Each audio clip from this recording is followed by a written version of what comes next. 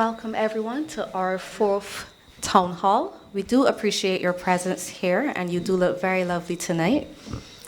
I will start by giving some brief introductions so that you will get to know the panel that is before you. My name is Crystal Howell, and I am an internal auditor and a member of the Thorne Commission.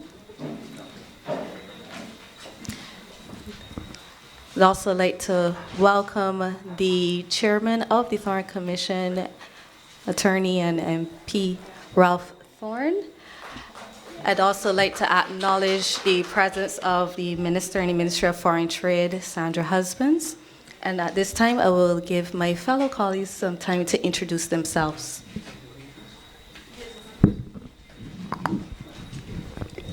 Good night. My name is Peter Skeet. I'm a commissioner on this commission. I'm also employed in the Ministry of Youth and Community Empowerment as the Youth Commissioner for this constituency.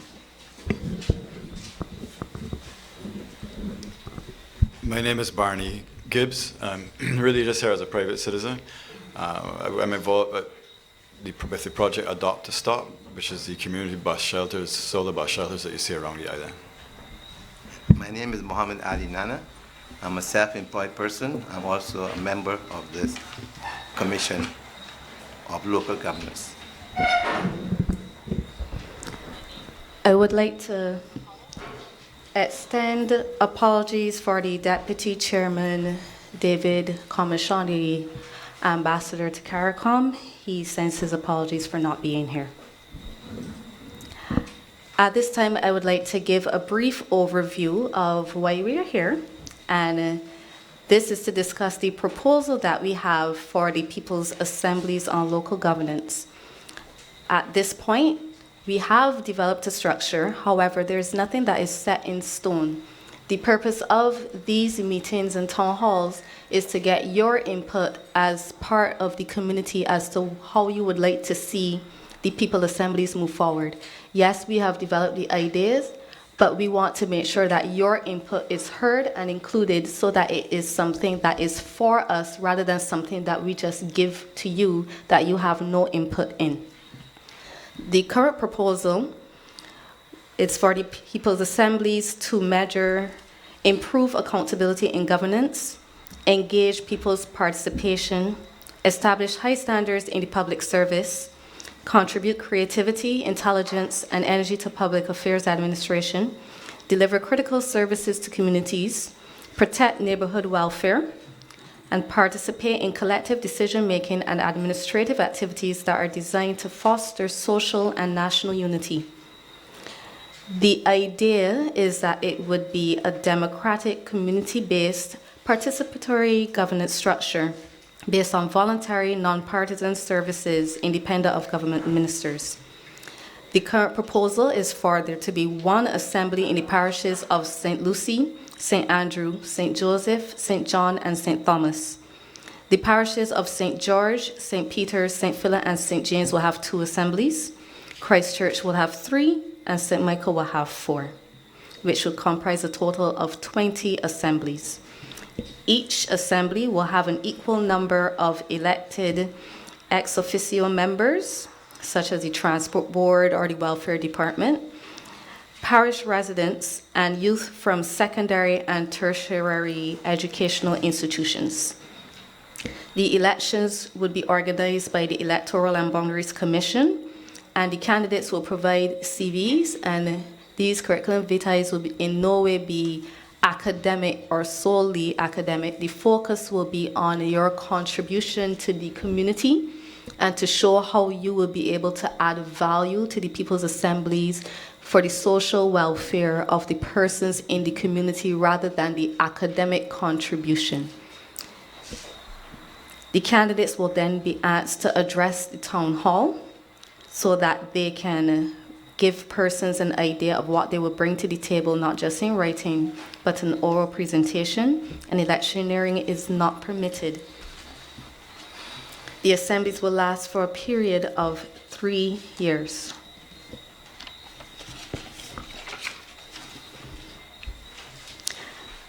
Some of the proposed functions of the People's Assemblies include oversight of government agencies, community well-being teams, environmental protection or improvements, education, community development and sports, vendor licenses, community forums, planning permission, government development planning, and a people's cooperative. So you can see there are a number of areas that persons can lend their expertise to once they join the People's Assemblies. So at this time, hopefully you've had an opportunity to read the handouts, but if you have not, you can feel free to do so at any point in time, and you're also invited to follow the Facebook page for the Thorne Commission. At this time, I will give you a series of questions for you to think about so that you can offer your input, and I also will invite you after to give us your questions, and we will answer them to the best of our ability. Do you support a system of local government in Barbados? Do you support the proposal that each assembly must be nonpartisan? Do you support the proposal for each assembly to have 30 persons? What do you think the minimum age for membership of a People's Assembly should be? Do you support the proposal that each assembly should comprise a mix of elected private persons who live in the geographical area, together with persons nominated from specific departments within the public service? Do you think that the nominated public servant should sit on the assembly in his or her capacity as a public servant or a private citizen? Noting that each assembly may cover more than one constituency, what do you think ought to be the relationship, if any at all, between the People's Assemblies and the parliamentary representative? Should sessions of the Assembly be generally conducted in public? And finally, when would you wish to see a system of local government implemented in Barbados? At this time, I invite you to come to the microphone if you have any questions, queries, or comments. Say the youth shall lead them. Good night. You could give your name Yes, as well. Khalil Kafdawala.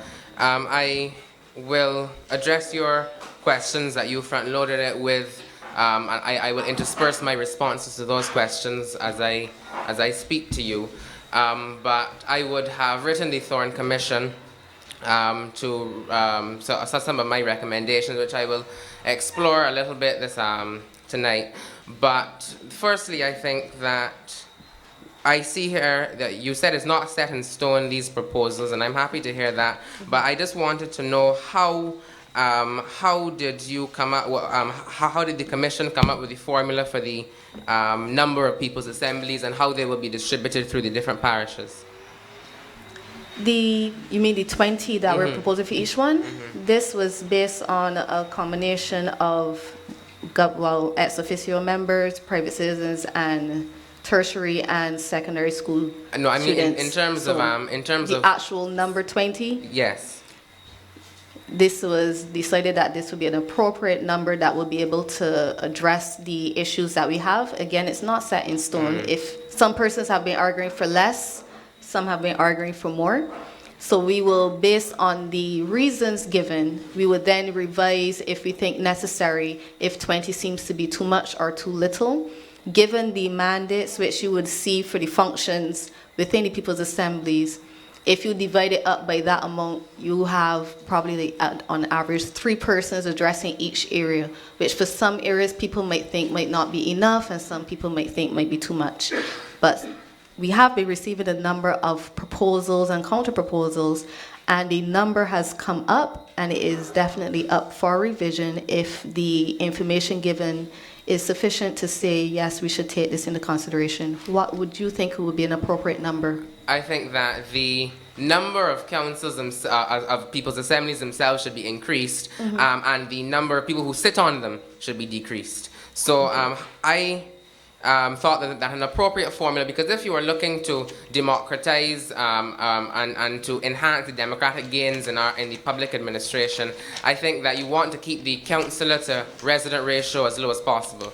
So if you do it based on one councillor to, let us say, 400 residents. That produces 20 councillors in 30 assembly areas. And I say 30 because I don't know necessarily why we have the constituencies in place already.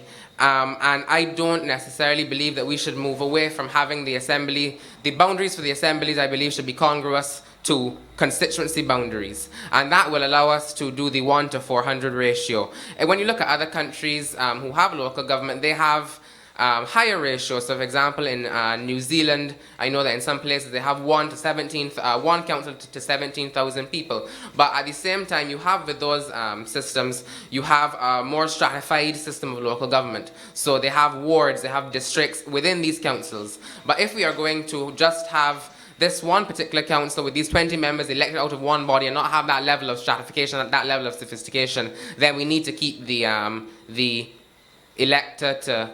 council to elector ratio, I think, as low as possible. And 1 to 400 allows us that per constituency. So that then allows us 30 councils. And with the 20 constituencies, I don't necessarily agree that there should be 30 councillors. I believe that there should be 20 elected councillors, persons elected, persons who reside in the particular council, the council area. In addition to that, when you asked about whether the public servant should serve in a private capacity or in their role as public officers, I don't see why they should be serving as private citizens personally. I think that, and that then feeds into my view that these public servants should be there not necessarily to vote, but should be there purely in an advisory capacity. So if it is that you identify certain government institutions from which these persons should join the People's Assembly, so you have things like the Welfare Department, Environmental Protection, Sanitation Service, National Conservation Commission, the whole set of them. I have quite a few, 11 listed here. That they might, depending on their role. So, for example, you might want the representative of the police force sitting at all meetings, but then another person, such as I don't know, in the Environmental Protection Department, for example, you might want to invite them to sit on one of the subcommittees of the People's Assembly, or invite them to particular meetings. When it comes to whether or not the meetings of the People's Assembly should be public, I definitely think that they should be. My view certainly is that if Parliament can operate in a public sphere, the local government council should be similarly able to do so. Of course, but what I would say is that if you have these councils meeting monthly, so let us say that, that they meet monthly, that those meetings should be open to the public. But more than that, perhaps, I know that I believe it is in Vanuatu in the Pacific, every 3 months they have a meeting of the local government council with the residents, and the residents are able to contribute their ideas, their opinions on the various plans and such like that the local government council will be pursuing. So of course I think that best practices, if we can identify best practices of the region and other countries with similar situations like ours, such as Vanuatu, a Commonwealth country, similar population, that would necessarily be a plus for us. I don't know if any thought has been given to how these councillors should be remunerated. My view, pardon? That has come up as a discussion. I would imagine it would have. My view is that they should be remunerated in a similar way to how members of statutory boards are. So they are paid per meeting that they attend. Not necessarily a fixed salary in my view, but that is open, I guess. In terms of constituting committees, I believe that I think you have it here in the proposed functions, the establishment of committees. I think that would necessarily be an important function, but more than that, you see that in other countries, so I refer to Vanuatu already, and in Dominique as well, they enable appointment to these subcommittees not only to be assembly members, but also persons who are not members but who are residents of that particular assembly area who would be able to sit on these, not in the assembly, but on these particular subcommittees. So I see that you have here one of them, the community well-being and the community development and sports, but then you can also have other ones I have listed here, public works, maintenance, beautification, economic development, culture, and the like. In terms of the sanitation and road repairs proposal that you have here at number 3 of the functions, certainly I would view that because we operate in a fiscally constrained space, and that the Prime Minister's indicated that these local government councils will not be, well, these people's assemblies rather, are not going to be raising rates for themselves or taxes, and that they will have to rely entirely, like the councils in St. Lucia, on government transfers.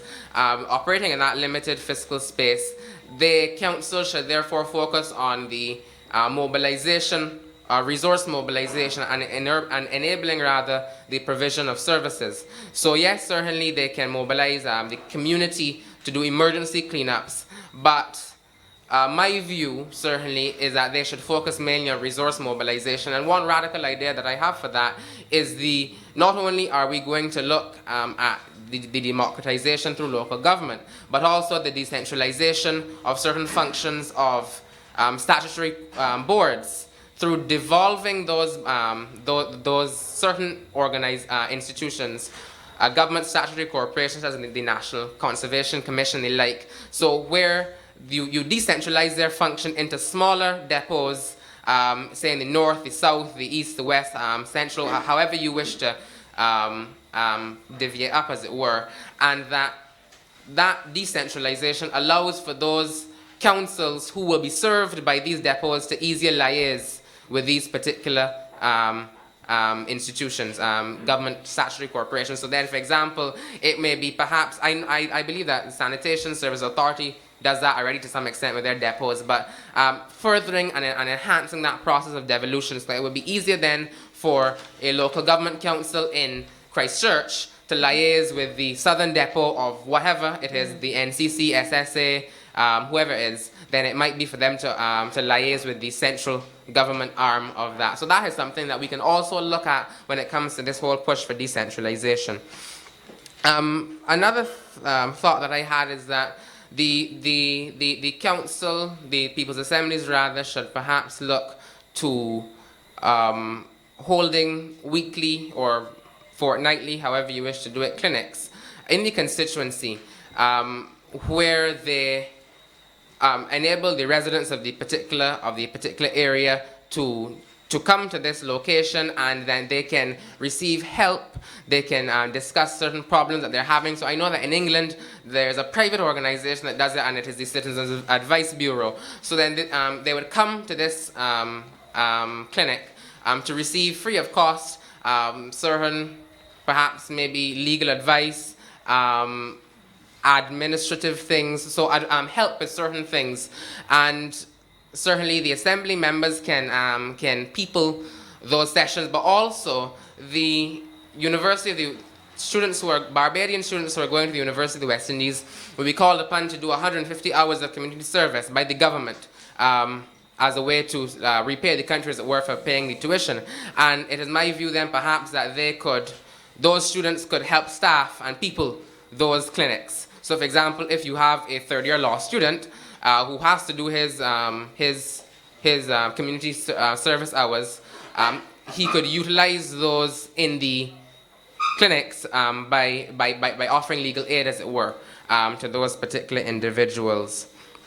I don't know if you've looked at how monies might be transferred from government, or where that money should come from, rather. Like I see here that you have vendors' licenses, so I went through the estimates for the last financial year, and I was able to calculate some $2.2 million of revenue that the government collects, tax and non-tax, that could be allocated to various local government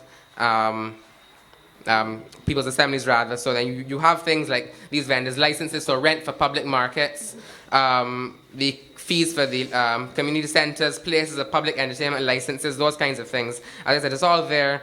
So those details you would be able to see. And then one final thing, as it relates to the term of, well, not the term of office, but more so the election. When you say that electioneering is not permitted, how would you define electioneering? Because to some extent, addressing a town hall meeting would be electioneering to some extent. But I believe I understand what you mean. But that would need some clarification, especially if you're going to enshrine that in law, obviously. And then I wonder, has there been any discussion on how these individuals are going to be elected? Because certainly, as a country, we are firmly within the orbit of the first past, the post-majoritarian system of election, and there's one certainly that has its merits, has its demerits, but first past the post obviously cannot work with elections where you are electing multiple members. But you have, there are three solutions to that: the single non-transferable vote system, the limited vote system, and the block voting system. Block voting and SNTV tend to be the most popular in countries that use FTPT for single member constituencies. But to my mind, limited voting is the best option. So now what is limited voting? Essentially, if we have 20 members who are to be elected, an elector is given the choice to vote for 10 people. And the 20 persons, much like first past the post, who receive the highest tally of votes are elected to the council. To my mind, that is the best of the three options. Single non-transferable vote gives the elector one vote. To my mind, that is depriving that particular resident of a certain level of choice. So while we want to democratize, at the same time we would be taking away their choice, allowing them only to elect one person when there may be other persons who they may also be so inclined to want to see sit on the committee. At the same time, block voting allows you to vote for the same number of people as are sitting on the committee. And to my mind, that then goes to the other side of the spectrum, where persons are inundated with choice to vote for 20 people. So to me, limited voting for about half the number, about 10 or so, would be a compromise solution.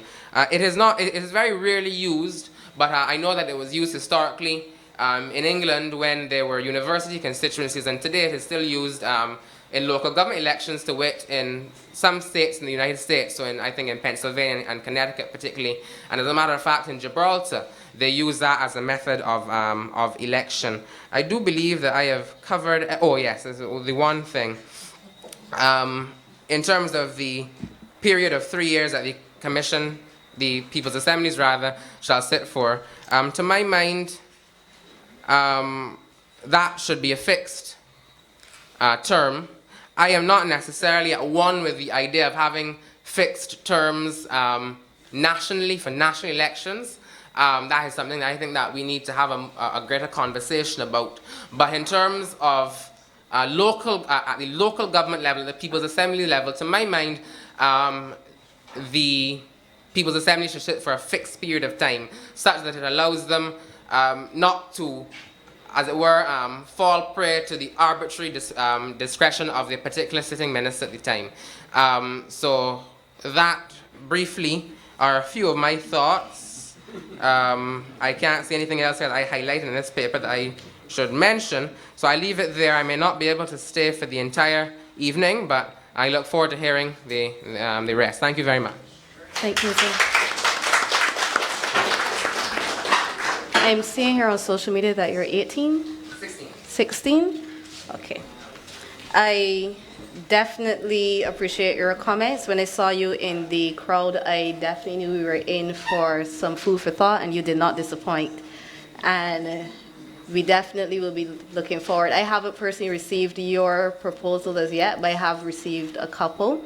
So I look forward to seeing yours in detail. With regards to the financing, we have received, the Institute of Chartered Accountants of Barbados has volunteered to assist with ensuring that the budgets for the proposed assemblies will be monitored. And I definitely will be pushing, of course I'm biased, but I will be pushing for the Commission to engage in their services to give us that independent assessment that the funds will be spent appropriately. With regards to the use of the 20 versus the 30 constituencies, we were trying to move away from the idea that this was like elections, or to give it that feel that it was something political. We're trying to encourage a focus on it being a people's assembly rather than it being something constituency or politically colored, because there are persons who will see that and may feel as though it's another political thing and feel dissuaded from being able to participate. That was the reason why we were trying to move away from that. And I'm trying to remember some of the other things you mentioned. I will give my colleagues some time to comment while I look back at my notes for some of the areas you picked up. Some would have indicated that 30 members are too little. I mean, you mentioned the fact that 30 members are too much. I think what the government is trying to do is to make this a voluntary arrangement, which means that the more persons that we have volunteering their services at the community level in an effort to provide service to the communities in which they reside is much better than limiting the number of persons to sit on the assemblies. We want to engage all, not only those who are from structured organizations. We want to engage members of the church. We want to engage young people, those who are considered to be marginalized, youngsters on the block, all areas of community life. We want to make sure that these persons have a voice.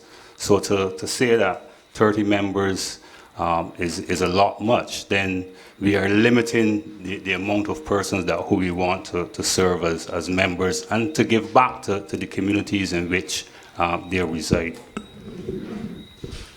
Before I hand over to my other colleagues, I'd like to acknowledge the presence of the former retired editor of The Nation, Mr. Eric Smith, and to thank you for the proposal that you would have submitted to us. I had an opportunity to read it, and I definitely appreciate the comments and the feedback that you would have given, and it will definitely be taken into consideration. We thank you for your effort made. I will pass on before I give my comments on your first past the post versus block versus single voting, because I'm sure that one of my colleagues, Mr. Deveron Bruce, he also has some input where that is concerned. But if you guys have any comments. Sure. First, I want to thank you for your contributions, especially as a young person, because we haven't at these public meetings seen as great a participation from the youth as we would like, because one of the, I think, guiding principles behind these people's assemblies is to try to embrace or to encourage groups that may feel intimidated by the political process as it obtains right now. So that would include youth, non-nationals, visible minorities, etc. So I also really liked your suggestion about involving people from UWI, students from UWI, and maybe even secondary students as well, because I believe that some of the secondary schools, Queen's College included, demand a certain amount of community hours per semester or term. So there may be scope even for secondary students to participate in that way as well. In terms of the size of the assembly, sometimes I myself struggle with conceptualizing or picturing what 30 people in a room would be. So I just counted, and I think there are about 50 people in the room tonight. So that would give people an idea of what 30 would look like. And it seems to me that that is a manageable amount. It's sort of well-sized for the type of spaces that people would seek to meet. But also, and I think you may have answered your own question in a sense when you mentioned about the subcommittees and the way to broaden the participation using subcommittees as a instrument. So that would be my contribution for now. Yes. Well, first of all, I think you should be here instead of me. Anyway, yes, I like what you're saying about having consultations on a weekly basis. That's on different matters, maybe legal, maybe medical, whatever. But the assembly, actually, the commission also have a space where we're having. We want to have every 3 months or so forums where people can come and voice their opinion on national affairs of the country, that they can be able to say what's happening in the country, and obviously it will be recorded, and it should be will go back to the government.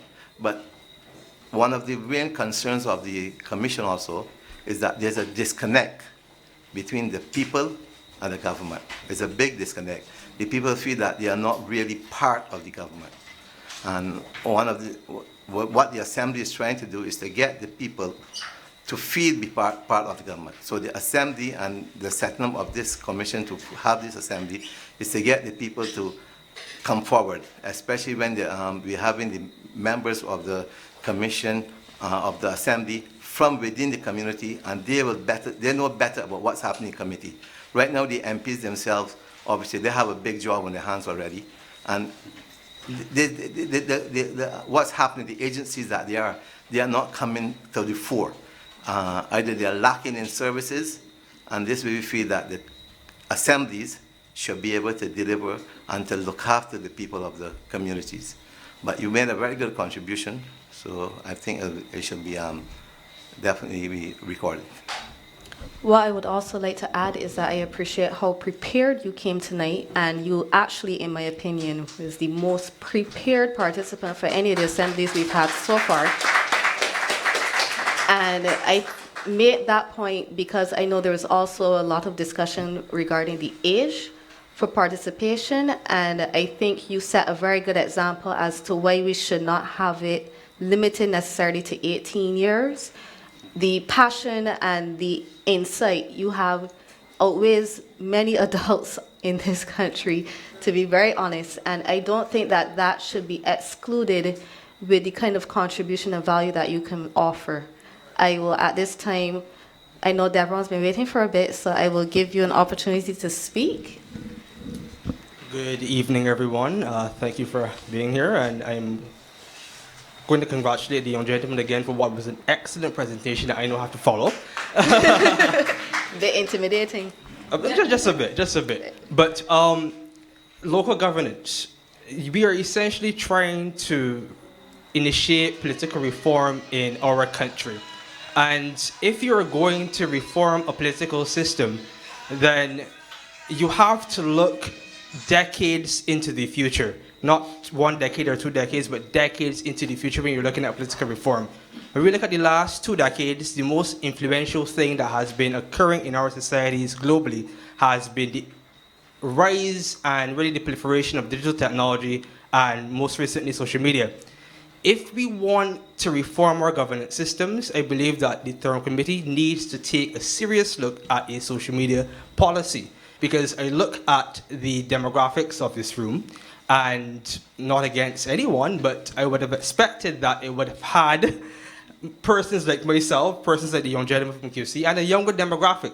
What we need to do is to begin to go to people where they are. I know this is being streamed online, but that it has its tokenism towards it. What we really need is a system whereby you can facilitate genuine involvement of people, not only for mobilization reasons and not only for participation reasons, but really to source the knowledge in our societies, to source the expertise in our societies, and to source these experiences of people to solve our own problems. Because we've been relying on a political system for the last 50 years, which has been overly centralized, overly hierarchical, and it has not delivered in the way that it can. We need to be our own solution to our own problems. And the only way you can do that is by getting to people where they are. We now have the technology in our hands. We now have the platforms in our hands to do this. So where is the Commission's approach towards engaging people via this technological approach? We can't talk about reform in the 20th century without having a serious look at that issue. That's the first contribution I would make in summary. Secondly, I was reading the proposal, and it spoke to the fact that Barbados finds itself in a precarious situation due to the, I wouldn't say absence, but the insufficient participation of people. One of the concerns that I have that is absent on here is the matter of integrity. So we have a situation whereby our economic systems, our political systems, a whole set of systems are threatened by the absence of integrity, regardless of political administrations, regardless of political governance. Regardless, we've been hearing about integrity legislation since the 70s, for goodness sake. It's not been here, it's not arrived up to now. So you have a situation now where this presents an opportunity where now we can bring people together to solve that issue at that level. So you have, for instance, the government proposing the Integrity of Public Life Bill, which forms a commission, an integrity commission. They're talking about an anti-corruption unit. They're talking about public meetings for these state-owned entities. Those individuals ought to be part of the people's assemblies, or at least there needs to be a link between people's assemblies and the institutions in our society that deal with matters of integrity, whether it is public outreach, whether it is public education that individuals understand how these things impact on their lives, whether it is having official links between those entities to solve the problems again, whether it is the creation of a whistleblowing system that the assemblies can assist with, whether it is workshops. There are a whole host of areas that we can bring people together to solve some of those issues regarding the matter of integrity. I would also address the matter of politics and partisan politics in particular. This is more a conceptual issue than it is structural, but it's a bit of both. So the goal of the commission is essentially to have a local governance system that is not governed by partisan politics. Fine, I agree with that. But we must recognize that the local governance system operates within a political structure and system that is highly partisan. So how do you have a parliament that is structured to be partisan, a cabinet that is structured to be partisan, media outlets that are highly partisan, political culture that is highly partisan, and then all of a sudden we're going to come in a room, call it local governance, and we forget all about these structures, we forget all about this culture, we forget all about the things that have made our understanding of politics one that is partisan. It is not going to happen like that. So before we talk about local governance, we need to look at national governance and how do we make it less partisan and more conciliatory and more engaging and more participating from persons of opposing views. That is where we have to start at the national level.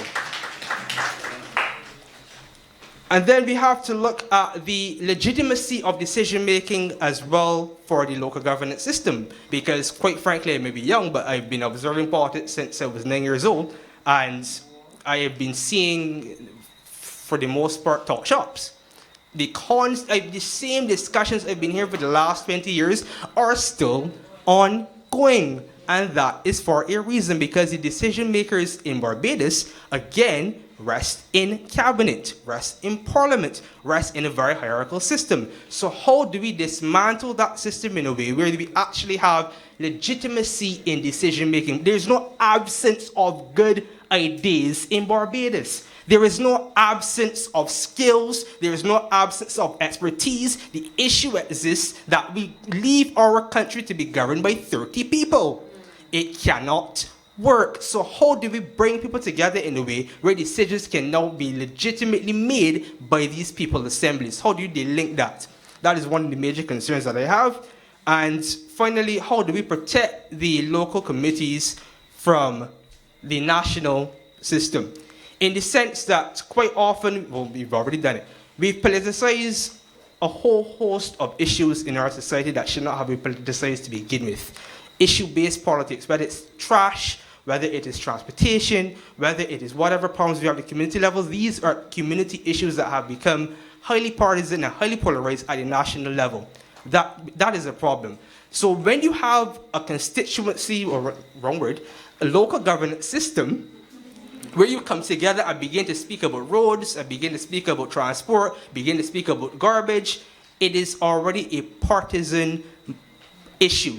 It is already problematic when you start talking about these issues. And then now you have a central government who will essentially feel as though these local committees are now challenging them, are now a problem for them, because they're going to make them appear unpopular and increasingly unpopular if they talk about the issues that we continuously be talking about that have not been solved.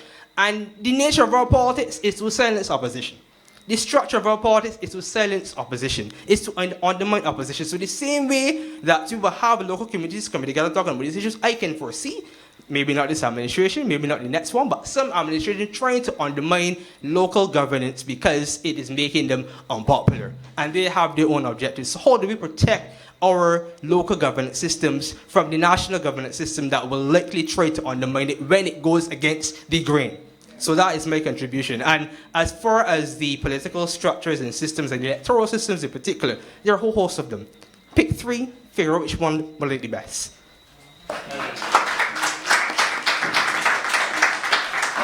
Thank you for your contribution. With regards to the digital penetration, I would invite you, so that my voice is not the only one advocating for this for the commission. I also believe it's important to recognize how much a digital platform can impact the way that we do things in Barbados, and to be able to hear a voice outside of the one concentrated voice that would attend forums such as these, and to recognize that just because you will not come to a town hall does not mean that you have any less interest in participating in local governance. With regards to the integrity legislation, as a fellow member along with yourself for Integrity Group Barbados, this would also speak very highly to me. We will continue to advocate heavily for this administration to implement integrity legislation, and at this point, I will also take the opportunity for every Barbadian to heavily advocate for integrity legislation, as it impacts everything we do in Barbados, everything.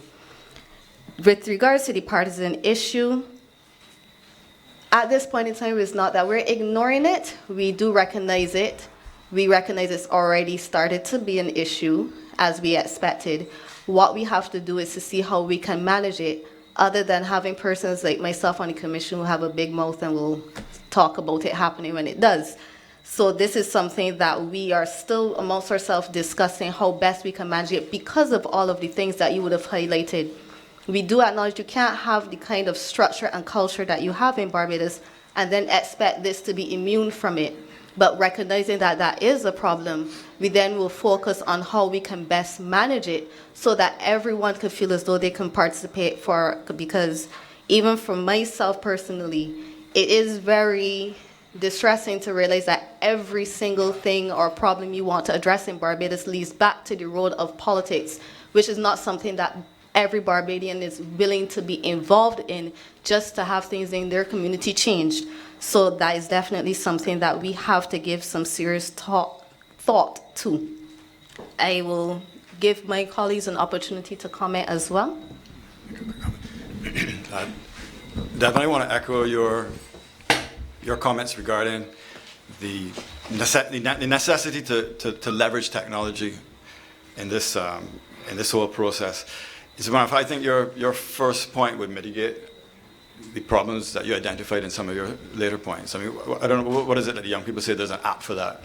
And there may well indeed be an app that will help to facilitate this whole process. On a much smaller scale, I'm involved with a community group where I live, and we've been just having WhatsApp in the last couple of years has made communication among the 30 or 40 of us much, much easier. So if you can extrapolate that over a whole assembly area, using some technology, you can see where that kind of citizen democracy would start to emerge.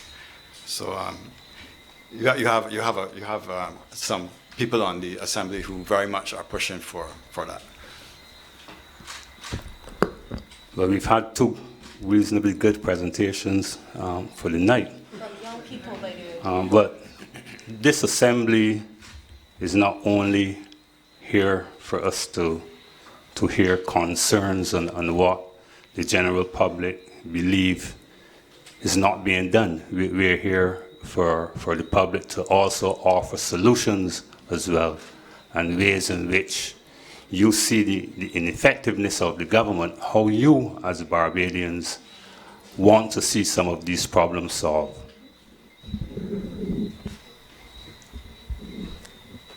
Could you give us your name? My name is Selwyn Brooks. The two former speakers, when I heard about this People's Assembly, I'm here tonight to try to learn what was the conceptualization of it. And the bare fact of the two previous speakers proves the point that we need the People's Assembly.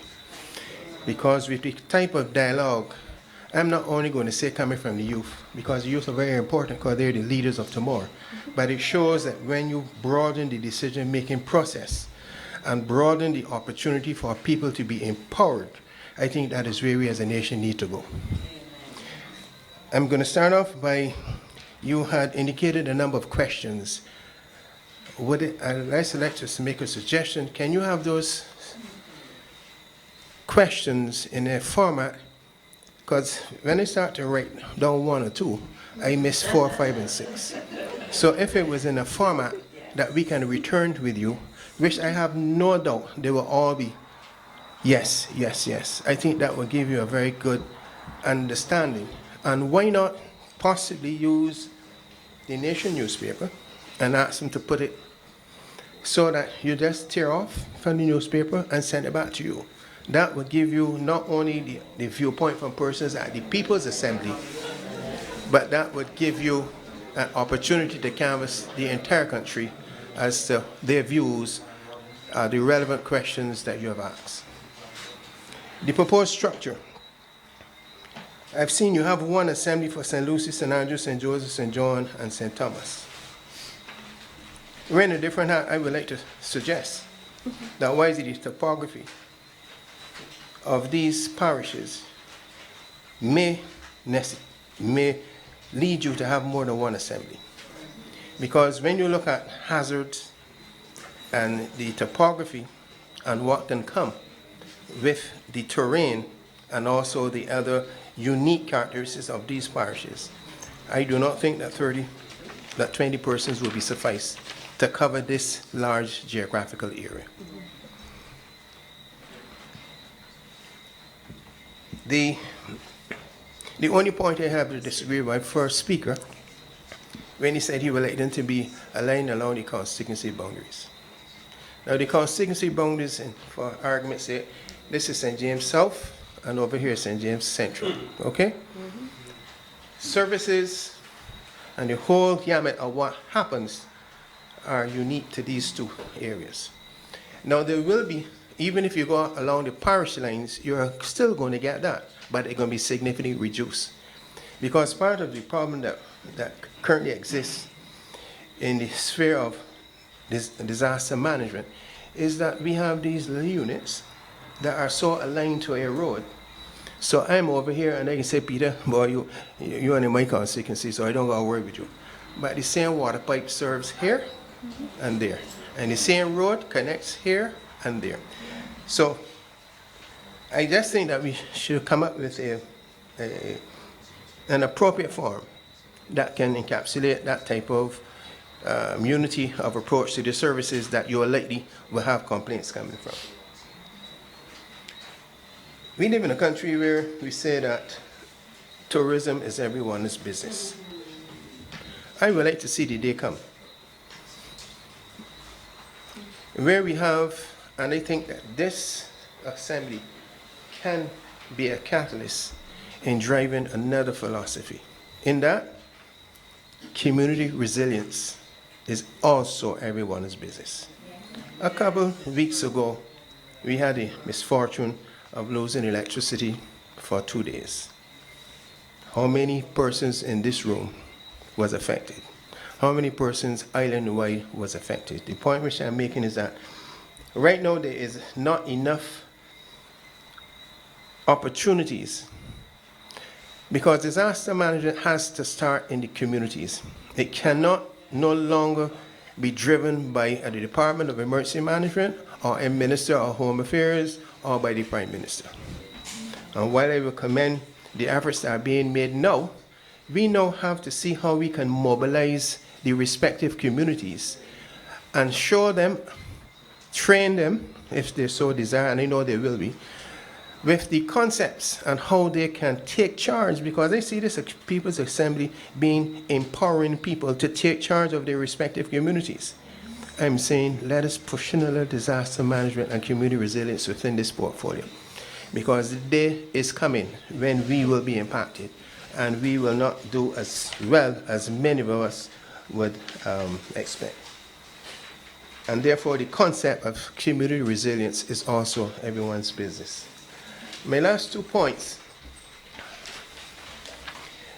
I agree with in the introduction. I would like you to answer these 2 questions. You say you're going to improve accountability and governance. And that is in 1, and in 6, you say you're going to protect the neighborhood welfare.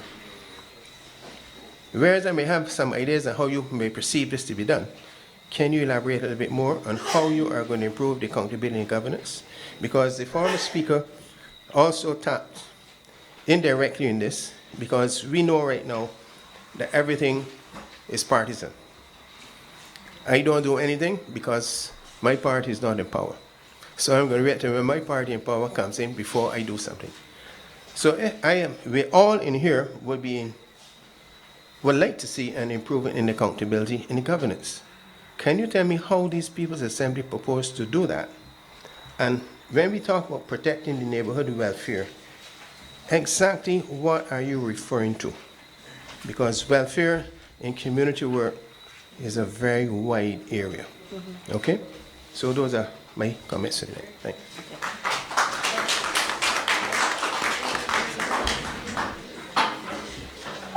David, you may have to go over there if you want to ask the question, because there's a line.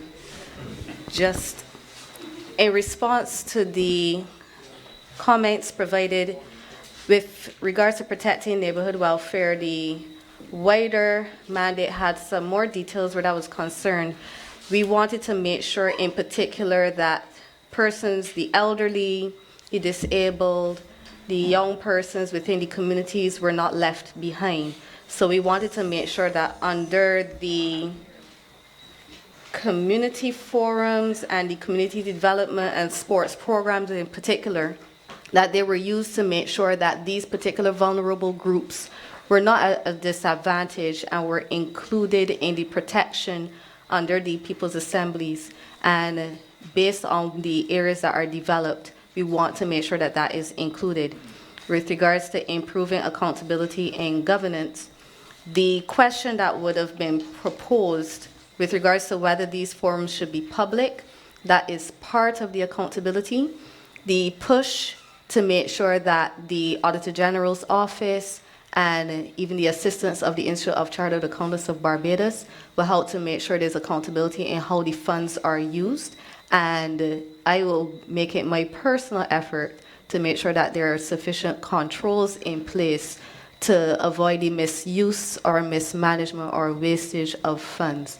This is again why I am pushing for the ICAB's involvement, because I know they can greatly assist in this area, and we don't want any more taxpayers' dollars to be wasted or for the commission to have the reputation of taking the money and not using it efficiently or effectively. So those are just some of the proposals, but we also welcome your input as to additional accountability measures that you would like to see in place, because as we keep emphasizing, this is not just for us to give you our ideas, but to receive your input as to how you would feel best represents accountability for this commission. I don't know if my colleagues have any comments? Okay. Just speaking generally, in terms of protecting community well-being, if we accept the principle that he who feels it knows it best, or she who feels it knows it best, it stands to reason that if the persons in the assembly area can liaise, as the gentleman said, more directly with the service providers, whether they're centralized or decentralized, we should get a better result. When you come to the microphone, can you please remember to state your name? Good evening, everybody. Can you hear me? Yes. Thank you. Madam Chair, a comment before I make a suggestion. Wilfred Beckles, sorry. I live in this area. I'm 84 years old. I've had 7 jobs. And it's from the point of view of a bureaucrat that I want to speak this evening. First comment, national anthem. Next time we have it, let us sing it. I agree with Professor Fraser, if we reflect on those words as we sing, a lot of change will take place. I apologize because I've had that suggestion before, so I apologize for not implementing it for this meeting. Now, from the point of view of a bureaucrat, I'm looking at the first page, improve accountability and governance, just recently raised. Establish high standards in public service, number 3. Deliver critical services to communities, protect neighborhood welfare. And I want to pose a question and then follow it up with my reasoning. The question is, since resources will be very limited to these assemblies, and since authority also will be limited, what will be the mechanism between these bodies and the central government that will ensure accountability? In other words, when the assemblies meet and make recommendations or decisions or whatever, how are they going to be sure that A, they get a hearing, B, that they get a fair hearing, C, that the hearing is followed up with a decision or implementation, or 4, that if no decision is made, or if the decision is adverse, that feedback is given with reasons why it cannot be. And until we get that millennium when local government becomes truly local government, we are going to be faced with this link between central government and the assemblies perpetually. And the reason why I raise this is because I have 3 instances personally why I am at the position where I regard attitude and lack of service as our main problem. True. Whenever I say to a security guard, so, that's above my pay grade. Whenever I go, if I go to NIS, for example, and I'm sitting with a gentleman using the computer, and the computer shows up Chinese rather than, I say to him, why can't you call your tech people? He says, I can't do that, above my pay grade. That's one attitude. The second one is that earlier this year, I had occasion in a public forum with an NGO, which shall be nameless, to make a proposal that was accepted by the body with deadlines for action. The first deadline has gone, and I have heard nothing, and the members have heard nothing about what action, if any, has been taken. That's the NGO.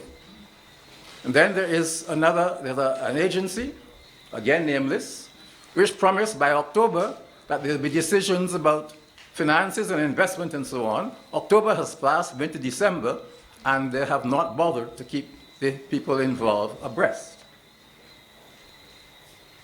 I had occasion recently this year to approach the Ministry of Health through the polyclinic, Sir Winston Scott, about debushing in a particular area. That area is a watercourse that has been filled in and has been used for building. Inevitably, the building collapsed. Therefore, the owner has no interest in developing that area, and it's grown out of hand in bush. Result, rodents, infestation. Result, burglaries in the area. I approached the Ministry of Health in the usual way. I approached the Ministry of the Environment, the office. I approached the constituency office. They all know who is involved and what is involved. Nothing happened. Recently, we had 2 instances, community instances, one resulting in 3 deaths. Today, I had a discussion with some members, and the feeling was, the police can do nothing. They haven't the authority. They haven't the resources.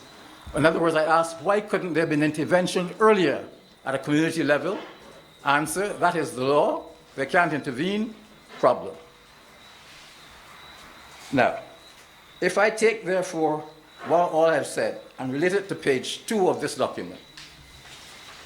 First, the first paragraph, the business of the finances, even if, as was suggested earlier, there's devolution, there's still going to be the question of what resources will the assemblies have. The next issue would be provide status report to the public under oversight. Question, how can you provide status reports to the public if you don't get a report from the people themselves whom you have approached? The third issue I would raise is the assistance to elders, disabled persons, and so on. We had an instance recently, and I asked the question to myself, where is the ombudsman in Barbados? Does he or she still function? Would an intervention by the ombudsman have prevented the old lady's plight? I don't know, but I'm saying there is a problem of attitude, service, and until we deal with that problem, no matter what assemblies we set up, we will have a problem, continuing problem. The question of education, number 4, my feeling is, like Senator Adams, there should be neighborhood schools where the community is involved in the school. Therefore, You go to school in the neighborhood rather than run from Christchurch to St. Peter. And the community is therefore involved, so the parents can come to the PTAs, the parents can help if there are problems, the parents, the guardians, and so on can be involved. In other words, there's community involvement. Let me return back to page 1 on the question of the student representation. My math isn't good. I'm not certain about the arithmetic. Because if there are 10 students from UWI, and 5 from BCC and SJPP, and 10 students on each assembly, how many schools do we have? When you multiply all the totals, what do you get? And how do you spread them across the assemblies? And my comment on that also is this, the business of community hours. I don't know who is going to keep check of community hours put in by individual X, Y, Z. I like the Governor General's idea of 1 year's community service by everybody, regardless, at a particular age. Even if, and not wait till you come back, if you go away, do it before you go away. And even at the primary school level, now we're talking about 15-year-olds, but I'm talking about the primary school levels. If in fact the school-based assessment at primary school level were on community activities, intergenerational activities, we would start even at the primary school with community involvement. And even they should be considered for membership. I left primary school at age 12. Lastly, Madam Chairman, I see the reference to planning permission on page 3, government planning development, and I see the words can, and can. And I wonder at what point we go into the word shall. Why? I live in Paradise Heights. When Town and Country Planning gave permission to UW, we first of all developed the area in front as a park. When Town and Country Planning gave permission to UWI to use that area, nobody was consulted. There was no consultation whatsoever, and I'm wondering at what point it becomes mandatory for government agencies in certain instances to consult, especially with people's assemblies. Thank you, ma'am.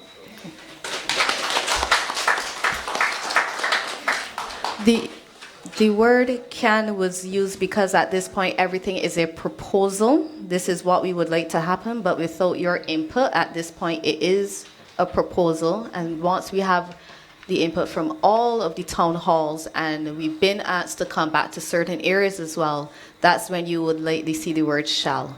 And this will be passed through with legislation once the final proposal has been put forward so that everything that we have would become legislated. So I hope that answers that question. I've been asked to request that Mr. Eric Lewis make an oral presentation. Pardon? Sorry, Eric Smith, sorry. I just saw his name pop up, apologies, so his name was in my head, but Mr. Eric Smith. We hope that at some point tonight that you'd be willing to give an oral presentation for the proposal that you would have submitted so that persons would have the benefit of hearing your ideas. And we would also like to make it clear that your words of wisdom were very welcome. I'd also like to, at this point, acknowledge Minister Ford, under which our People's Assembly is structured under her particular ministry. So thank you for your presence. You look very lovely today. I'd like to welcome the next person. Good evening. I'm Ann Harding, and thank you for letting me speak, and I pray as well that I'll be understood, that I make myself understood. First of all, I want to say congratulations to not just people on the commission, not just the commissioners, but everybody in this whole room. You should give yourselves some applause just for being here, right? Yay. Thank you so much. And also thank you for using the technology to use the video, because I was able to review 2 previous ones that you had. And that helped me to understand, plus the online presentation of, I believe, this document that you've handed out tonight. So I think that that helps a lot. So congratulations on the inclusivity and also for the goal of being nonpartisan. It reminds me of a gentleman who said to me, I was program manager at the Future Center Trust. He said, "Do you know that we have the world's first zero waste cinema?" And that kind of blew me away because I thought, wow, everybody thinks zero, including myself, zero waste is so hard. How do you do that? It's easy. We just made it part of our mandate from the very beginning, and then every time we had to make a decision, we just held it up against, was it zero waste or not? And it was easy. That's all you do. So you just, if you have a mandate, if you lay it down and you say it's nonpartisan, then you just weigh things up against that as you go. And so congratulations. And my main point that I wanted to make, thank you so much to the gentleman who spoke before me, because he eloquently expounded on that, so I don't have to go into it, but I'm just wanting to ask, what is central government's responsibility to the assemblies? I think that's really, really, really important. Why do this? Otherwise, it's just what somebody else said, hot air.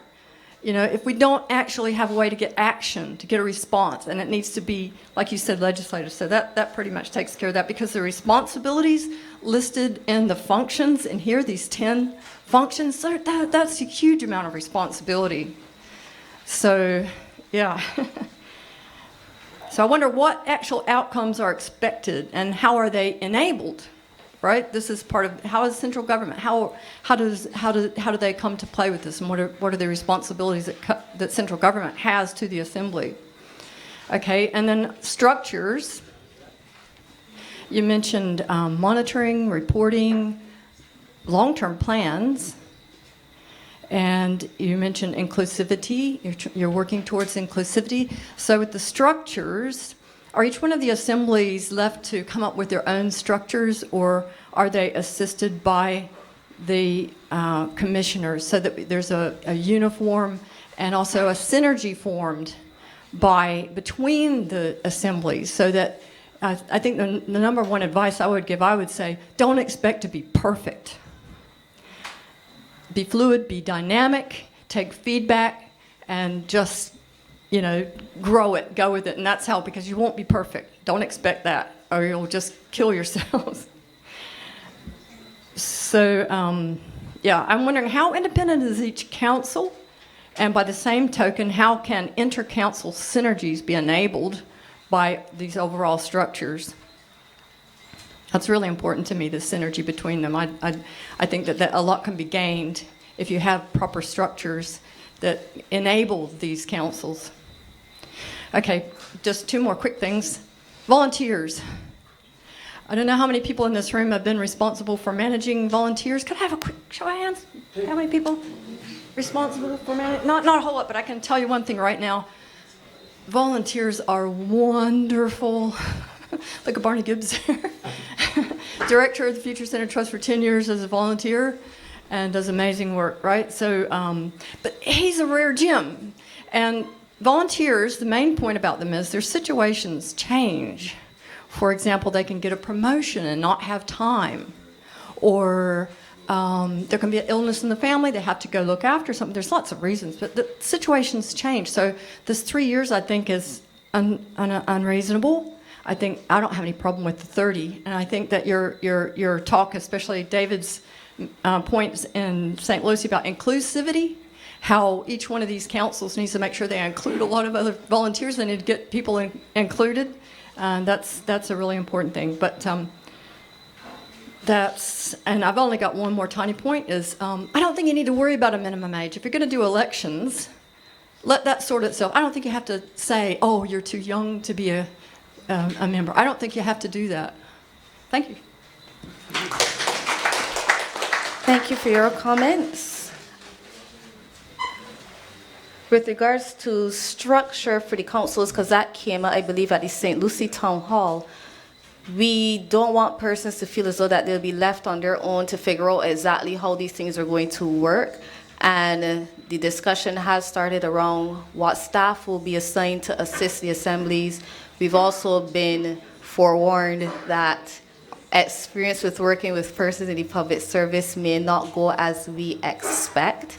And we want to make sure that we are adequately prepared for that as well, and that we have a cohesive relationship with the persons that we will be meeting with and having discussions with within the government agencies, so that we are not ignored. And that is the whole point, that there's so many different community groups and areas that have been doing some of these things, but to be able to move forward and make it a more comprehensive package, they need to be able to get the support and the structure and the finances and everything else to make sure that no one is left behind in any of the communities, or that it's not only if you know some person that you'll be able to get the assistance that you require. So that's what we're hoping that these people's assemblies can achieve. And the issue of culture is very important, because if we do not recognize how much culture can impact a lot of the things that we want to do for these assemblies, we will be very unprepared for the reality of what is going to happen when this actually comes to light. And we have to make sure that we have a proper strategy to address how we would get persons to cooperate with the persons on the people's assemblies, and not just see them as another part of their job that they don't want to do, but something that they can feel as involved with and be willing to participate along with us. So, at this point, I am seeing everybody pointing at the chairman, and he is pointing at the next person, so I will pass on to the next. I'll pass on to the next person, and we'll have his comments. Madam Chairman? Pardon? You didn't want to recognize me? Of course I want to recognize I thought you. you did it. Please, give your name for the audience. Oh, okay. I know that you recognize me. I'll give my name. My name is Grafton Cobham, and I want to speak on just 2 points. First of all, the point about political propaganda, and second point is the point on politics, party politics. Now, you've got to understand that Barbados gained tremendously from an agreement signed by Canada, where Canadian companies could come in here, set up the headquarters, and they are taxed at 1 or 2% in Barbados, and then repatriate those profits back to Canada and do not be taxed. And that arrangement was made between Canada and Barbados only. And because of that, many Canadian companies came into Barbados, and the international business sector grew to the point under the ONAFA administration, it was bringing in $350 million a year.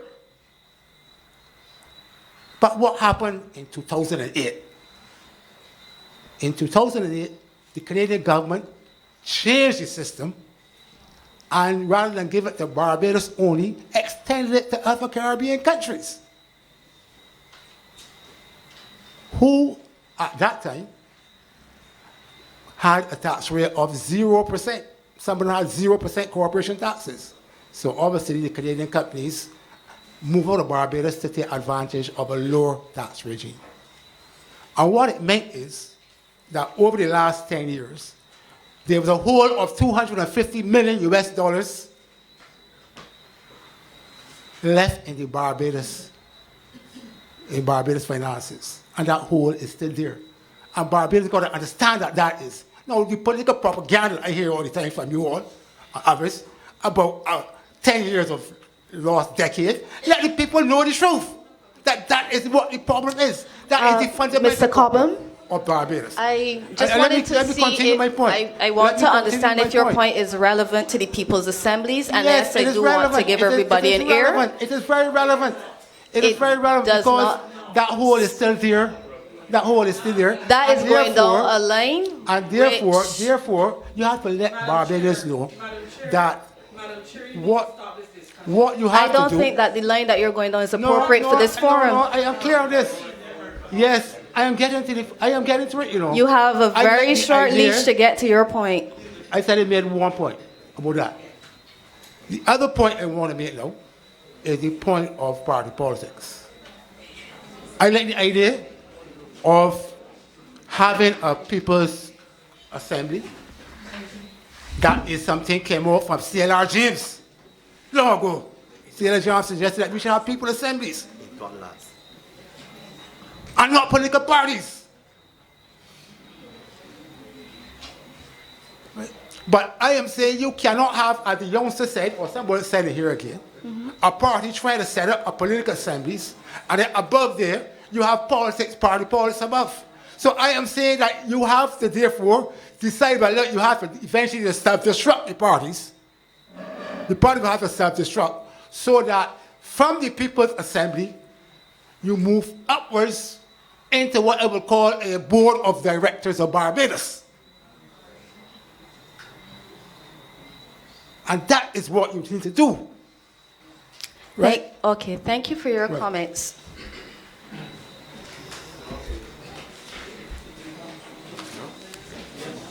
Hi, just give your name. My name is Kwasen. Kwasen. They call me Q because I'm always in the community doing things. I do mobile cinemas. I go to fellas on the blocks. I do programs. So they call me Q.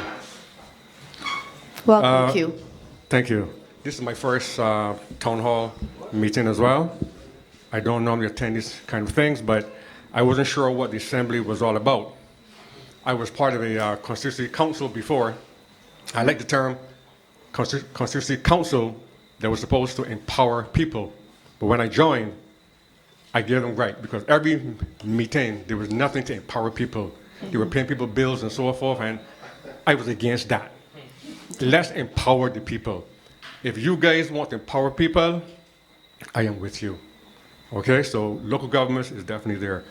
2 questions, and then a few comments, and that's it. The simple first question was the term assemblies as opposed to council.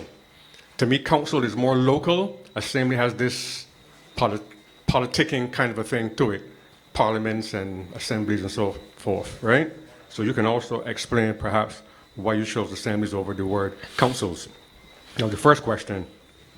Second question is in relation to number 5, the community development and sports.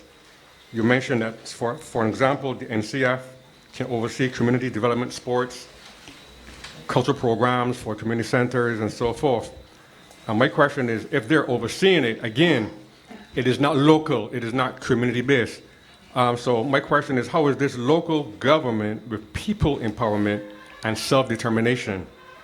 To me, the people should oversee their own community programs, and we should find resources within the communities to collectively, to control the communities collectively, and to train the resources in the communities to sustain the community.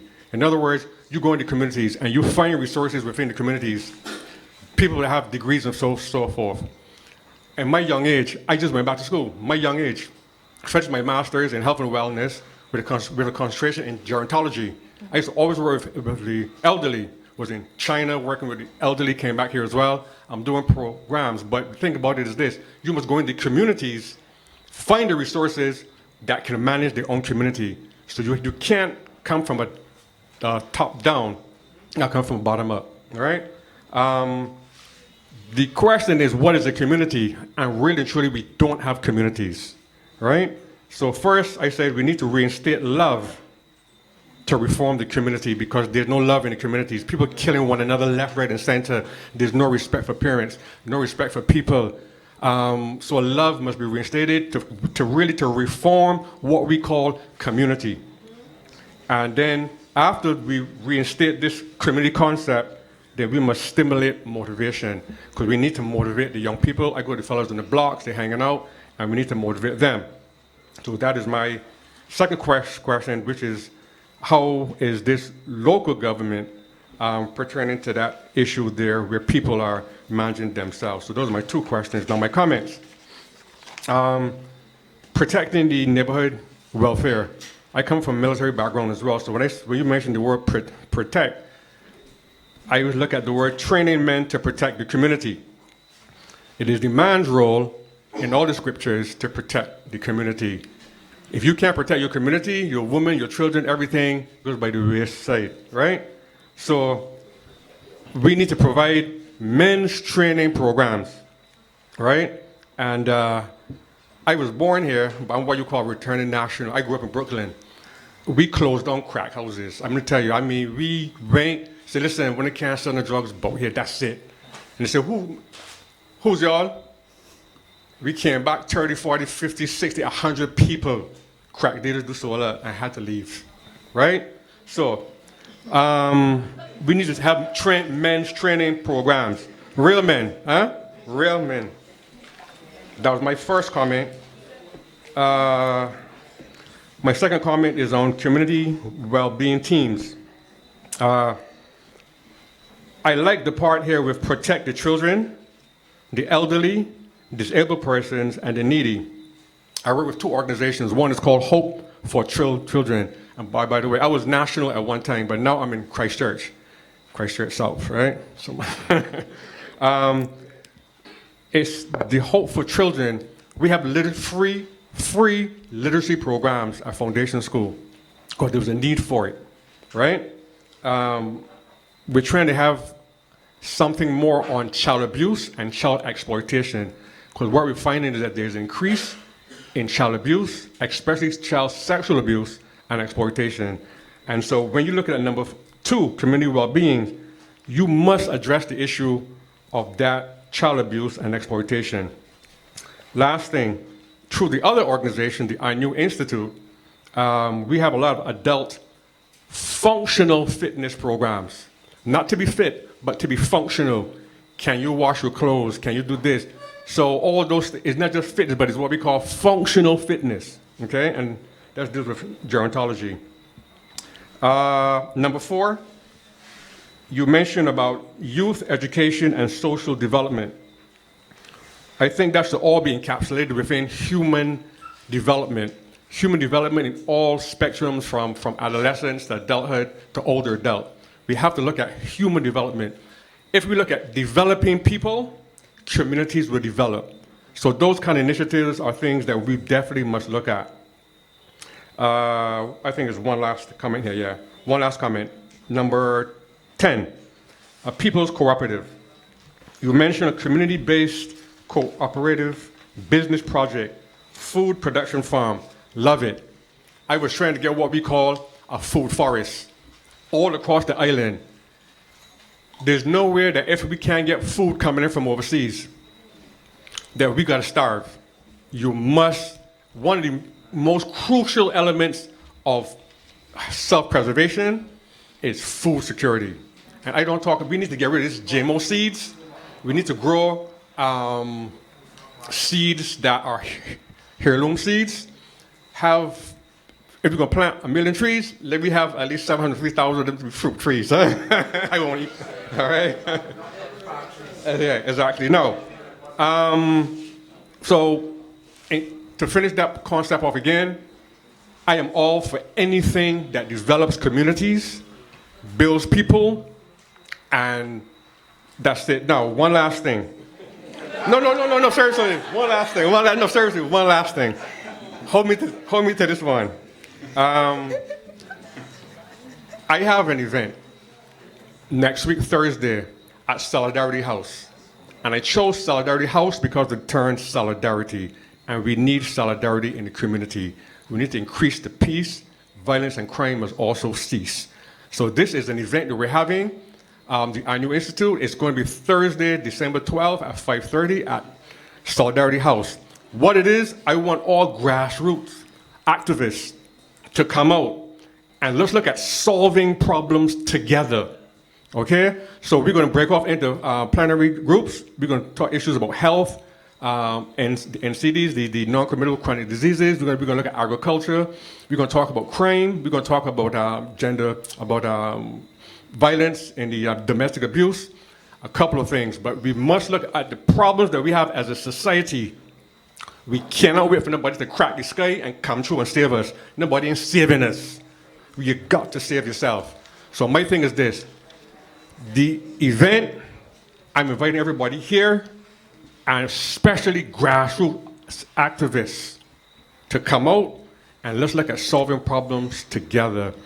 Talk shops is okay, but we need some workshops. Thank you for Please, your blessings. comments. I definitely agree with most of what you would have said, in particular with us getting back the community spirit. And that involves us being able to teach our young person something we have not embodied in ourselves, because we are the ones we're complaining about. If the majority of Barbados is seen as not having a community spirit, then the majority is us. If it was just a few, it would not be a problem. But the fact that it has become an endemic issue means that we have to examine where we've gone wrong and to make sure that the younger persons coming up under us don't pick up our bad habits and continue this generational issue. So hopefully under the educational area, this will be something that the People's Assemblies can address in terms of coming up with programs that can be implemented at the primary and tertiary level that will bring back that sense of community spirit. David. Thanks, Madam Chairperson. First, I would like to say good night. My name is David Denny, and I'm very happy that the government of Barbados have given us an opportunity to participate in a process that will help us to develop local councils and new positions for governance. But what I would like to say first is that I think that this commission should not be a commission on local government. It should be the Thorne Commission on Governance in Barbados. Because honestly, I think that we need to seriously look at governance in Barbados from the executive right down to what we consider to be local government. And I think that if we do that, it will create the conditions for local government to have some kind of strong political power. Because you don't want to create the conditions for local government and it becomes just a community group just functioning and getting a subvention from government and you're not giving the people of Barbados serious political power that they can create the conditions for their own development. So that I think that we should look seriously at the reforming of our parliamentary systems in Barbados. I think we should look also at the reforming of how we determine how boards are selected in terms of sanitation and transport board. I think that there should be a system where the people can participate in determining who become the board of directors within these corporations. And that's what I'm saying, that we should broaden the scope in terms of governance in Barbados. When we look at local government, each assembly should be able to determine the conditions and should be able to determine the way forward for that geographical area. When we look at housing, when we look at health, when we look at education, when we look at the social services, I think that community council should have some kind of political power to determine the directions for that community. And then that community council should feed in to what I consider to be a national council, where every community council will have representation on a national assembly or a national council, whatever you want to call it. The name is not important. I think the process is important, and the idea of empowering the people is what is important to all of us. And that National Assembly should then be able to feed in to our national parliament in Barbados, so that that National Assembly can represent in a true way the real feelings and can really put forward the ideas coming from the people from the bottom right up to the top, rather than just having a political party running a candidate and representing a constituency and having branch meetings with only party people, and then the party people making the recommendations at the branch meeting level or making the recommendation at the party level. I think if we honestly want to transform the society to empower the people, we have to create people's process where the people can put forward recommendations from the bottom and it comes up right up to the top, like how you build or construct your house, okay, to the parliament. My final statement also in relation to this, I think that we will also have to create the condition for Barbados to become a republic. And the reason for saying this here is because we cannot honestly.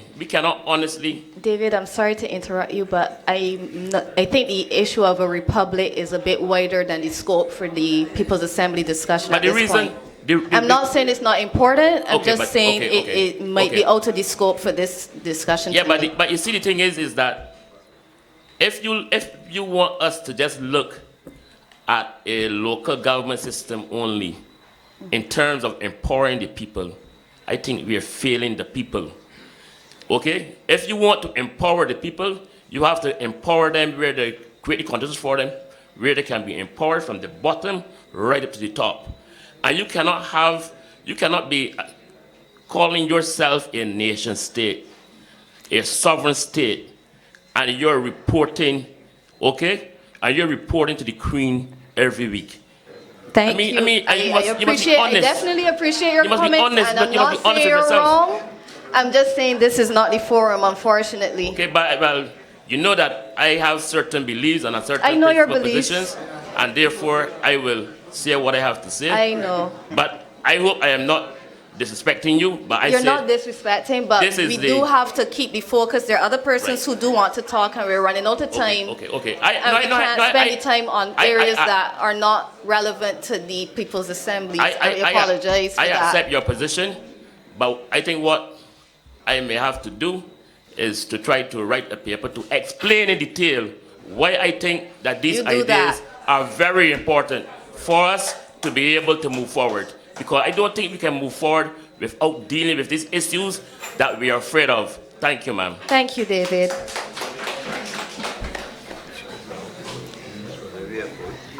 Good evening. My name is Mary Thompson, and I am happy for the opportunity to speak. Sorry, I missed your name. Sorry, Mary Thompson. Thank you. And I am happy for the opportunity to speak in such a forum. I am not sure in my mind if I fully support this idea in terms of these assemblies, because when I look at where we are right now as a country, one, I am thinking of the resources that is needed to run these councils, assemblies, whatever you choose to call them. And I wonder if we are not reproducing the wheel. If you look at Barbados right now, we have so many faith-based organizations, NGOs,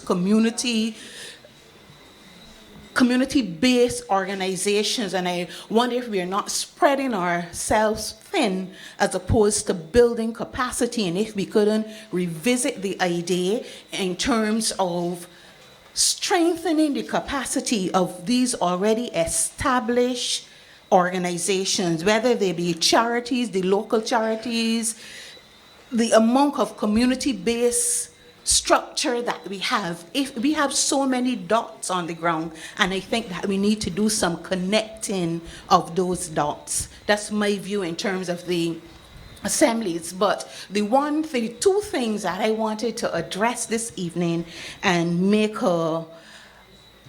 a plea for is that the faith-based organizations, and I am not talking religion now, I am speaking faith-based organizations.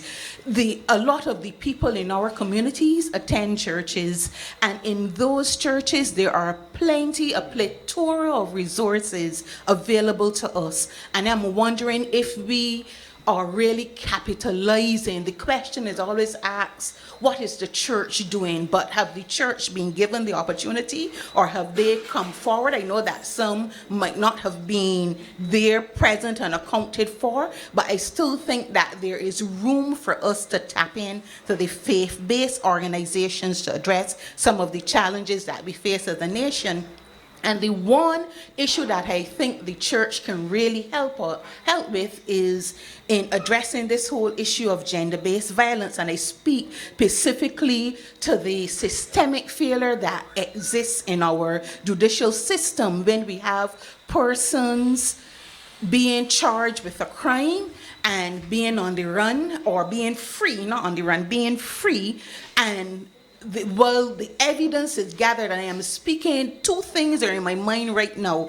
We're having persons who have committed an offense outside, and I am speaking specifically, I'm not talking about murder because I expect the judicial system to handle that, but the things that affect family in terms of domestic violence, gender-based violence, sexual assault.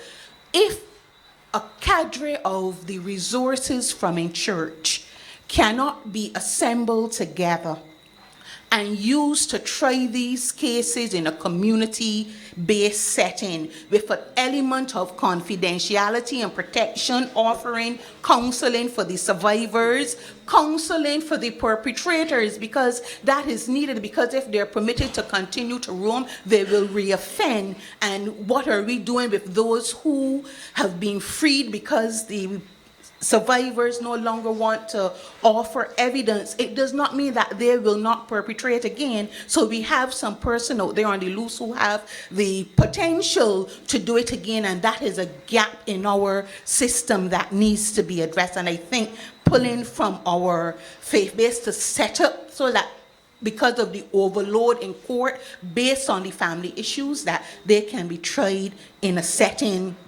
that mimics what this council or assembly seek to think, and I think that that is something that has to be given consideration. Thank you for your comments.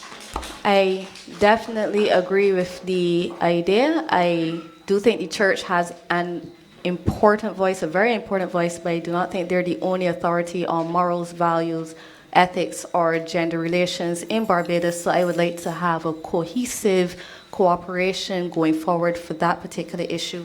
Not sure if my colleagues want to comment? Sorry, no. Okay. Just a quick comment. You began by mentioning about, or to say, identifying your concern about spreading the few resources that we have quite thin. But I just want to say that a lot of empowerment of citizens can happen in a very inexpensive way, just at the stroke of a pen. An example that comes to mind: the local councils in, I believe it's Guadeloupe and Martinique, insisted that all town planning applications be identified with a sign in front of the person's house. Okay, so this speaks to Mr. Beckel's contribution when he talks about what happened at the Paradise Heights. Whether you're a business or an individual and you are applying to build a house, a business, the sign is erected at the front. It says the town planning application number, it says the name of the officer, the name of the person applying, etc. What that does is it gives the people in the area the opportunity to inquire, dispute, etc. This does not necessarily cost anything, but it's a form of empowerment. It was insisted on by their equivalent of what we're proposing as people's assemblies. And I believe in the French Caribbean, that is what obtains. Oh, the French Caribbean is amazing. My name is Elaine Van Heijs. I'm a returning national. My original name was Elaine Reed, but I'm Elaine Van Heijs now. I'm a returning national, a recent returning national. And only today I was in Bridgetown, and it dawned on me that the majority of Barbadians aren't being served. And even before I came back here, I would always on Facebook say the people's voice. We don't realize how powerful we are. So therefore, when I saw, and I remember that my cousin had sent me the information about this meeting, and I said, I want to go to that meeting because I'm really on board with you guys, really creating community voice. Because we are really powerful folk. Those government, there are only few people. You know how many of us there are? A lot. So therefore, we need to empower ourselves. So I'm really appreciative of this. I also like what that young man said about having the small meetings and coming together and getting people to impart, to understand how to impart. I like everything all the young people said, because to me, those young people, look, I'm 72 years old, and those young people and me can communicate. I can't communicate with the old people because they don't hear me, but those young people hear me. Barbados need a different voice, and I'm hoping that these kind of communities, this community, this kind of meeting can create that kind of voice. That, you talk about a lot of things that I talk, I get in the bus and I see the infirm and all those people struggling on a bus. Now in America, you have buses that go to the house and make sure those people are taken care of. Why are they struggling on the public buses? The majority of Barbadians aren't being served. Barbados is serving the upper middle class, the people that live in the big houses and drive in the cars. But the people like me who choose, and this is a choice, I choose to ride the buses. I can afford a car, but I choose the bus. I don't have no way, gotta go. So, but the majority, how many thousands of people in Barbados depend upon the bus system, and they're not being served. So we need something in Barbados that is going to be serving the majority of Barbadians. And I am really, really grateful to see this thing. And I'm praying that it can become something more than just talk, but action.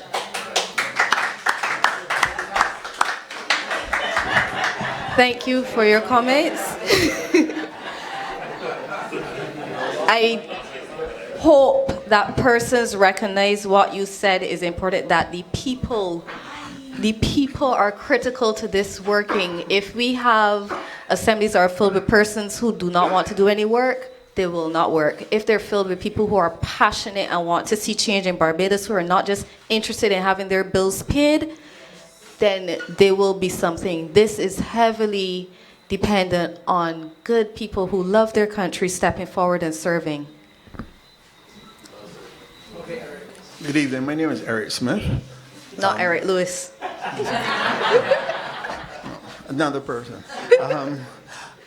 First of all, I made a few recommendations to the commission, but I did it out of kind of plucking it out of the sky. I thought that one of the weaknesses in the start to this process was the lack of a green paper. I mean, I got here tonight and I got a paper, so I was guessing while I wrote my brief presentation. I was overseas, and I felt that there ought to have been a green paper, and then coming out of this process, the government would have a white paper where you have the input of the public. But be that as it may. And based on something I think Mr. Becker said, and then a few other people, the issue of the legal issues. I'm wondering, for the assembly members, who will indemnify them? Pardon me? Davron's being cheeky. So continue. I'm wondering who will indemnify them in cases where legal action is brought against an assembly. I also feel, Mr. Becker's raised the issue of the ombudsman. I feel the office of the ombudsman cannot serve the assemblies. The office of the Solicitor General, I don't believe, will best serve the interests of the assemblies either. And the DPP's office is there for something completely different. So I believe that we need an office of a public defender, as is the case in Jamaica. It is the expanded version of the ombudsman, because there are going to be a number of instances where people in various communities, whether it is the issue of poor service, the national insurance, or wherever, people are going to be looking for answers and redress to their problems and concerns, which the legal aid will not provide. So having an effective public defender who can defend people where they feel there have been injustices brought by government or government agencies, I think that that is something the Commission this commission ought to look at rather seriously. Now, in my view and my submission to the commission, I, perhaps being age biased, I felt that the commission, the members of the assemblies or whatever you want to call them, should not be under 18 and above 85. So I gave an age range. And why I said 85? Because I think at 85, most people would want to retire from having done their public service or whatever. I mean, it is only exceptions where some people, lawyers and so forth, doctors, may work until 90. For the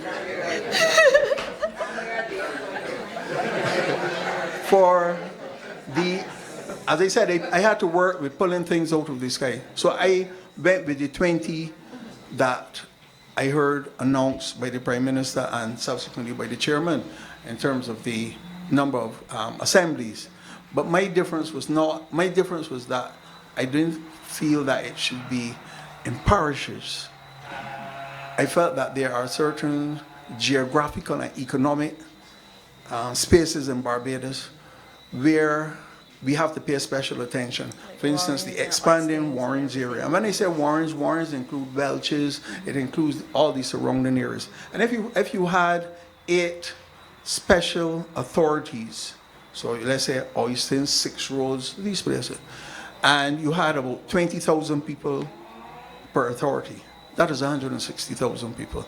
And then you leave with 12 other areas, whether you call them wards, whether you call them whatever, councils, whatever. So you have perhaps another 120,000 people, which breaks down to about 10,000 people each. So I move away, in my view, from having anything to do with constituency boundaries. I also feel that the people elected should be for a 3-year period and not at the same time as we have national elections.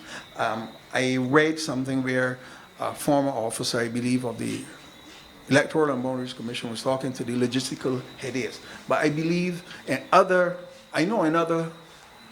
jurisdictions, you have the equivalent of the Electoral and Boundaries Commission dealing with numerous local government and national elections. So I don't think that should be a problem. The question of funding and accountability, I think this is critical. These proposed assemblies must be governed by statute. They must be held accountable. I don't feel that ICAB should be coming in to do something pro bono or out of good intention. They must be legislated, because somebody here who is connected with ICAB or the internal auditors or whoever may not be here 5 years from now. They may leave the jurisdiction. So we have to have entrenched proper procedures. And I believe that the Auditor General's Department is perhaps the best agency. It might need more staffing, but it might be the best agency to ensure that there's accountability. The Auditor General's Office is who is proposed to be used. It's just ICAB has also volunteered to assist and not necessarily to take over, but to make sure that there is support. Now, I don't believe that the assemblies should be accountable to any MPs. I believe they should work in collaboration with, if they can be, because you're working towards certain objectives, but they should not be subservient or answerable to any MPs. They should be answerable, if anything, to one ministry, whatever ministry that they're accountable to. The meetings should be opened to the public, because not everything the members of the assemblies will be aware of. whether it is a debushing issue, whether it is a busing issue or so forth. So whether that meeting is monthly, bi-monthly, whatever, that can be, those logistics can be sorted out. But the assembly should be accountable to the constituents. I don't agree that an assembly should have 30 people. Experience will show that if you look at PTA meetings, councils, if you look at various bodies across Barbados, 10 people are going to be working, not 30. They're going to come to the meetings. So I am I am against 30 people or whatever.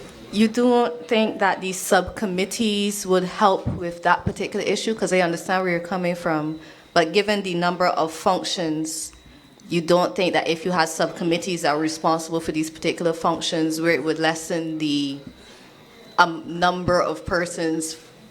But you may need to draw on the talent and the experience. There may be people in this geographical area here, in Wanstead, people with experience, HR, industrial relations, all sorts of expertise within that you may want to draw on for specific things. So I think that may be one approach, but I am weary of big assemblies because they will start out big and people will not attend. Now the funding, I think that people who are on the assembly should be given, even if it is the honorary. And I tell you why. They have to come to, there must be some central point where they have to go to have these meetings. It's going to cost them in terms of gas and so forth. You cannot only expect goodwill. Yeah, there are a lot of people who are involved with service clubs and a whole set of things who do it on a voluntary basis. But this is another tier of government. If you're paying the parliamentarians at the national level, if you're paying the senators, if you're paying people on statutory boards who sometimes don't even know what they're doing, you can give the members of the assembly an honorarium because they're gonna have to cover transportation, and you have to prepare. I mean, I don't expect members of the assembly to just turn up. I think they have to be prepared. They have to understand the laws. They have to understand the community. They have to understand things related to the town planning department. So there are a number of things that will cost them. The other issue that I would like for the assemblies to pay a lot of attention to, young people, yes, but senior citizens. There are a number of people in Barbados who have to care for their elderly folks. Not everybody can get into the geriatric hospital or can afford to go to a senior citizen's home. And we, as a society with an aging population, we need to pay a lot more attention to how we care for these people. So we have to work, I feel, with the churches and the service clubs and so forth to find solutions, whether it is day care services or whatever. And I think a lot of emphasis has to be placed on that as well. The other thing of import to me is to ensure that these assemblies do not become highly partisan bodies. It is, I don't know if you did a kind of survey tonight, or some quietly, to see how many people who support, for instance, the Democratic Labour Party are here tonight. Because they may see it as running counter and contrary to what their party stood for. And we need, if we are going to develop our communities, to ensure that we can cut across the political divide. We have 3 minutes left, but how do you propose that we counter that? Well, I think you have to ensure that from the outset, the first set of assemblies, when people look at the assemblymen and women, that they can say, you know something, I know this person is not there based on his or her party allegiance. It is going to be a trying, it's going to be an issue that will be challenging, but the commission, in its wisdom, will have to make the appropriate recommendations. Okay. Otherwise, it will destroy the whole thing. It will become, you know, the dams did one thing, and now the bees do something else. Given somebody else wants to get a chance, but those are the few points that I will make at this time.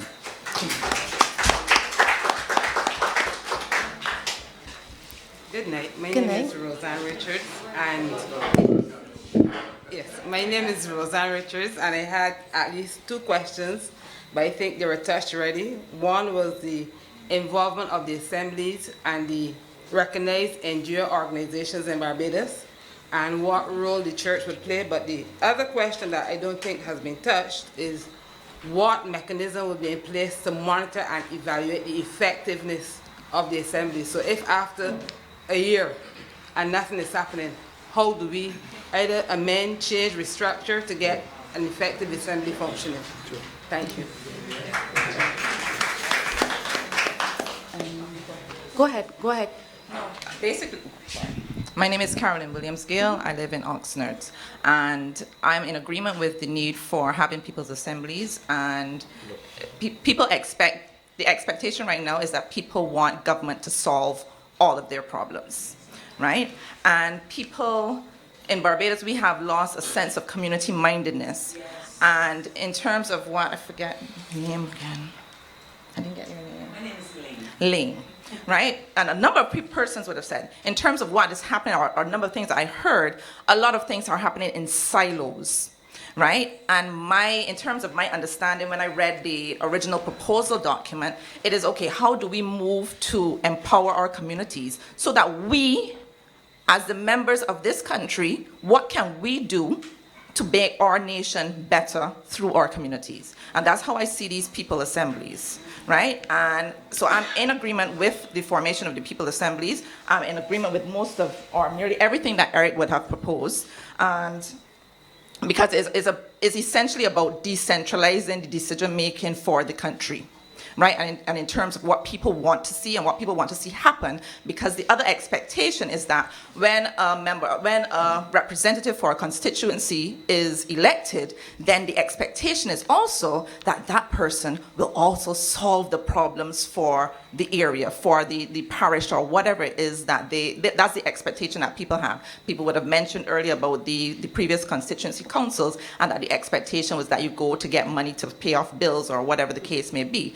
But the Prime Minister would have said in her independence speech, and I think that is a call for all of us in this nation to look and see how we can improve the nation, and not look just to government, but how we as individuals and collectively as communities, but we need to also get back to a state of community spiritedness and community mindedness, because we have become very, very individualistic. Right? And people just look and see, okay, this is my house, this is my boundary, and I don't know what to do there. For me, like Mr. Gibbs, in my community, we have a group and we work together relative to cleaning up things, looking out for the elderly in our neighborhood, and so on. And we're trying to expand it a bit more, because it was a collective in a certain area, but we're trying to widen it more as it relates to our neighborhood. Because we see certain things happening, we see certain elements, we recognize when people are passing through the neighborhood, and all of a sudden you just hear your phone ping, ping, ping, ping, ping, ping, ping, look out. Right? It was to a point where people held a person until the police came. So, well, he's gone. But we have that sort of community mindedness within our community in Oxnard, or it has started, I must say, because we would have had the community, the neighborhood watches before, and the neighborhood watches, they were a really big thing when I was much, much younger, and then they just disappeared. And then you have 1 or 2 people, and so you have people moving from neighborhoods constantly. So one of the things, as I said, the most important point is about community spiritedness and getting to know the people in your neighborhood, right? Because without that, these will not work well. Because it is about devolving the decision making. But you have to know who is around you. And as Eric said, it could be small, it may be a need for more assemblies and smaller groups, right? Because you don't necessarily want to be doing everything outside of a particular area. But those are just the 2 or 3 points. And well, I was having a discussion and she made the point that I was also going to make relative to the assemblies are about planning. What is it that we want to achieve? Because there are limited resources, whether it's people, finances, or agencies. And it's what can we get from these agencies based on their limited resources as well, and how can we use them for effectiveness, right? Because it's about efficiency and effectiveness. That ultimately, those I see are the aims of these people's assemblies, to help the public service, and as Elaine would have said, and somebody else would have mentioned, service, so in terms of even transformation for the public service itself, that also has to occur, because that has to happen in tandem with these people's assemblies being effected. Because if these people's assemblies have to have representation from various public sector agencies, they also have to have a civic mindedness relative to serving the people, right? So in order for any change to happen or any transformation to happen, it has to happen at multiple levels and happen simultaneously. Thank you. Thank you very much for your comments. Unfortunately, we have gone over the time, and I do apologize for that, but this discussion was extremely robust, diverse, and spirited, so I appreciate the feedback, the comments, the questions, the suggestions from every one of you, and I appreciate the time you took to come out tonight. Not sure if my colleagues have anything to add, but I will give them the opportunity to do so at this time, quickly.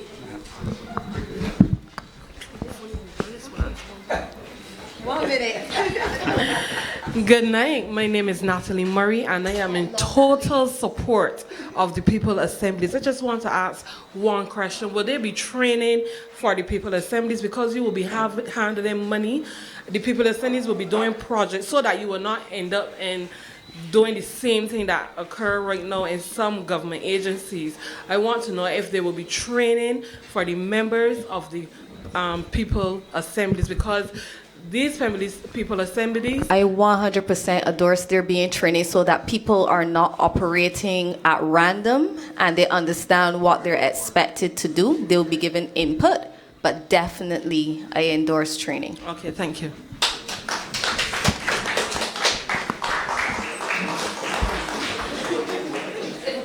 But I join with my colleagues in congratulating all those who would have spoken tonight. You would have heard a great deal, but the point should be made that the success or the failure of the People's Assembly or this process cannot be determined by the 12 members who constitute the People's Assembly, but by you, the public of Barbados, you, the citizens, who will have the will to make a difference in the communities in which you live.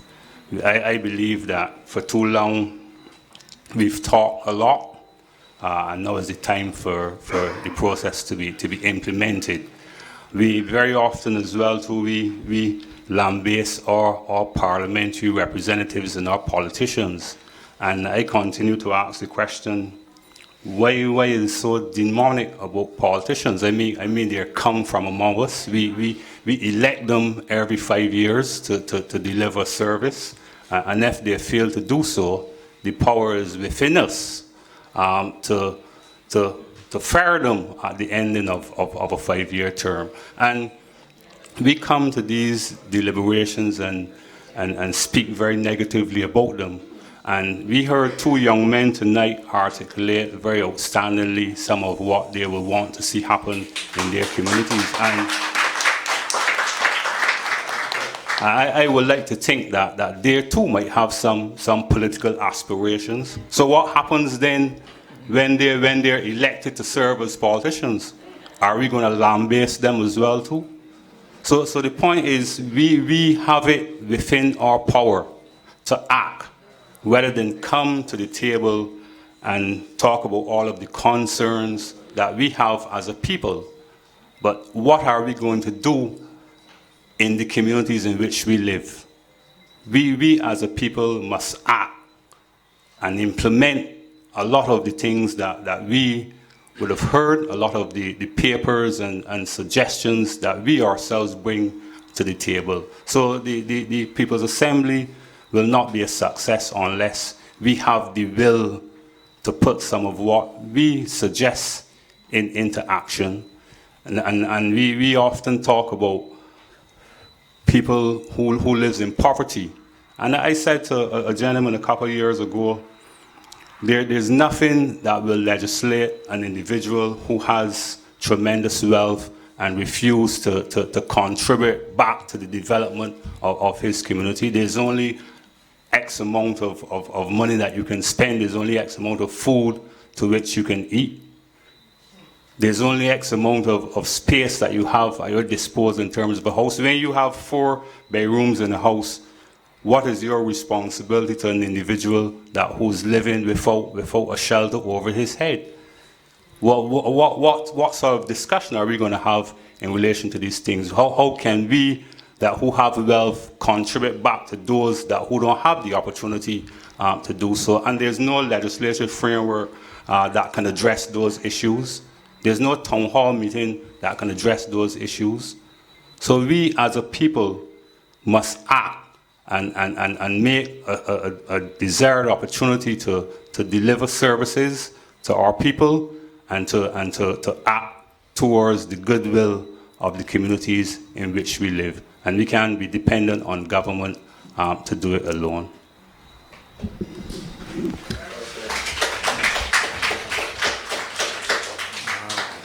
I just want to say that, I actually found the contributions, the discussion, intellectually stimulating. I'm really glad that I'm up here, and I would have equally been happy to be in the audience. I think it seems, at least from the contributions, that we agreed on the why we need to do this. It just is the how that we need to work out. Being able to assert our democratic rights once every 5 years and keep quiet in between, that's not working. That's insufficient. Okay. So thank you for coming, and I just hope we can work out the how.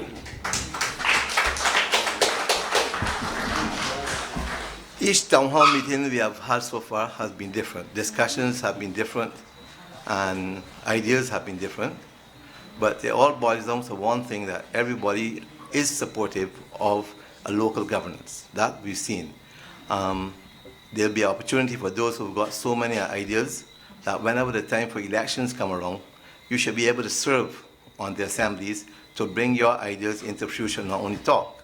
So thank you very much for coming tonight. It's been very helpful to the commission, and we hope that we can bring it to, we can come to an end soon. I think we're going to have about 16 more town hall meetings, so it's going to take a while before the cabinet decides that what they're going to pass.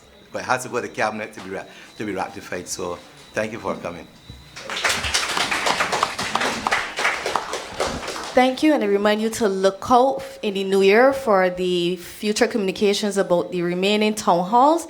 Have a very blessed night.